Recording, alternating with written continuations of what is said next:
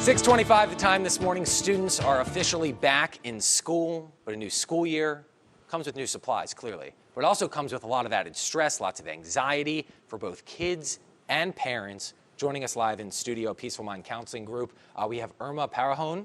We also have Anthony, Garcia.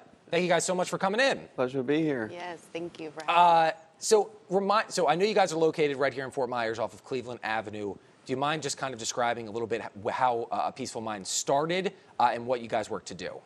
Sure. So I founded a Peaceful Mind Counseling Group with this vision of not just being generalist in private practice, but really being specialists, providing quality care that specializes in specific concentrations of mental health.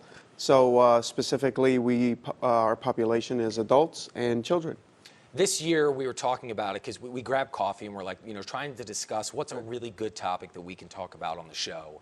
He said, we just see an uptick of clients, both children and parents during the school year. There's a wave right now because the school year brings so much stress for so many different people.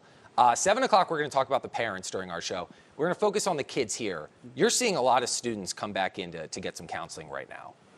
Yeah, it's been an uptick specifically because the return from somewhat of an abnormal school year and a half with COVID, and everyone returning back to school to begin a complete school year back in school has been pretty stressful for kids who are now used to the work from home or study from home program, So Irma, being one of our child therapists, has definitely seen an increase in students coming back and needing services for anxiety and stressors of returning back to school. And that's what you're hearing from some of these students, is that they're coming in and they're saying, I might be, the syllabus is really overwhelming, or something maybe with friends or school, or just with the friend group that they're having socially. Are those all really common things that the kids are coming in and talking about? Yeah, absolutely. I'm also seeing, I happen to have a lot of clients that are transitioning either from like 5th to 6th grade or from 8th to 9th grade.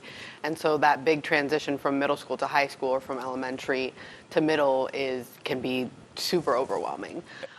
They've spent the summer creating somewhat of bad habits, and so it's like, okay, how can I get back into the swing of things to be successful? So what are kind of some techniques that you can share specifically for those kids? Because, 5th to 8th grade, I think we all can remember those are some transformative years, Sure.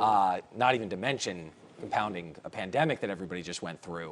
What are some techniques for those middle schoolers to say, this might be the best first step that you can take in a new school year to help yourself? Routine, routine, routine. That's the number one thing I recommend to all my clients. How can I ease anxiety? Well, having anticipatory thoughts, like what do I need to do to prepare? So if I know what I'm doing daily, it's going to ease my mind completely. So a very strict bedtime, a very strict time of waking up, making sure that I'm doing the same things when I come home from school. Everything that I can anticipate is going to make me feel better. So routine, routine, routine, truly. Does technology play a role in the conversations too, by saying, okay, well, maybe 10 years ago we didn't say you can only have 30 minutes of Xbox time, but now it's like only 30 minutes of TikTok type of thing before you go to sleep. Is that a conversation too, trying to eliminate or at least cut back on the technology? I've actually had quite a few family sessions this summer in regards to screen time and contracts, actual contracts that our parents are writing up for their children just because it's necessary. Like they've been a little, not so much lackadaisical, but go ahead, use your phone this summer, be more on the Xbox. But now that school started, we're going to limit screen time. So they have all the great apps that limit their time where they literally tell them, you have 15 minutes left, like hurry it up, move on. But the contract is beneficial. That's something that parents 100%. and kids really, really can follow. It really adds some structure if you think about it, which is a big factor that plays into homes today. If we don't have some structure in our family as adults, the top of the pyramid, how do we expect structure with the kids, right? So having a solid structure really does allow the kids to know these are the expectations. Anthony, Irma, thank you guys so much. That was the quickest 4 minutes, I think, that we've had on the show in weeks. We just talked about the kids. Coming up next hour, in about an hour, we're going to talk a little bit to all the parents out there watching. It's a new school year. It is stressful. I'm sure we're going to be talking about routine with the parents, too. Maybe a couple other things. Thanks, guys, so much. Thank you.